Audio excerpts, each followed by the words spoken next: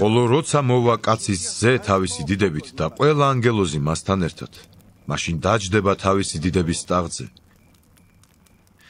შეიყრება მის წინაშე ყოველი და გამოარჩევს ერთი მეორისაგან, როგორც მწყემსი გამოარჩევს ხოლმე თხებს ცხვრებისაგან. და დააყენებს ცხვრებს თავის მარჯვნივ და თხებს მარცხნივ.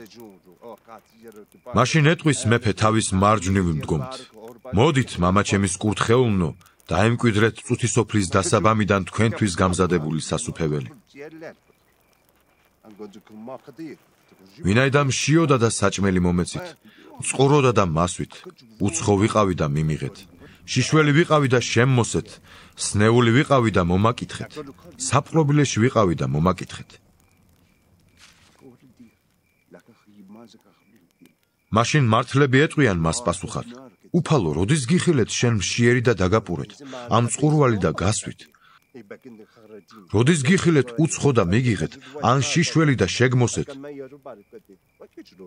როდის გიხილეთ შენ სნეული, ან საპყრობილეში მყოფი და მოგაკითხეთ?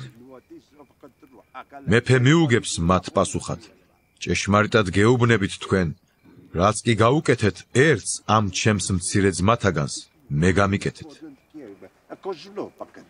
მაშინ იმათაც ეტყვის, ვინც მარცხნივაა: წადით ჩემგან წყეულნო საუკუნო ცეცხლში, რომელიც გამზადებულია ეშმაკისა და მისი ანგელოზებისათვის. ვინაიდან მშიოდა და საჭმელი არ მომეცით, წყუროდა და არ მასვით, უცხო ვიყავი და არ მიმიღეთ, შიშველი ვიყავი და არ შემმოსეთ, სნეული ვიყავი და საპყრობილეში და არ მომინახულეთ. მაშინ ისინიც მიუგებენ პასუხად: უფალო, როდის გიხილეთ შენ მშიერი, ან წყურვალი, ან უცხო, ან შიშველი, ან სნეული, ან საპყრობილეში და არ გემსახურეთ?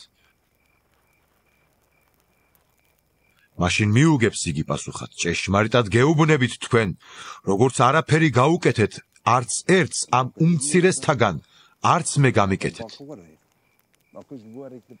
და წავლენ ესენი საუკუნო სატანჯველში, ხოლო მართალნი საუკუნო სიცოცხლეში.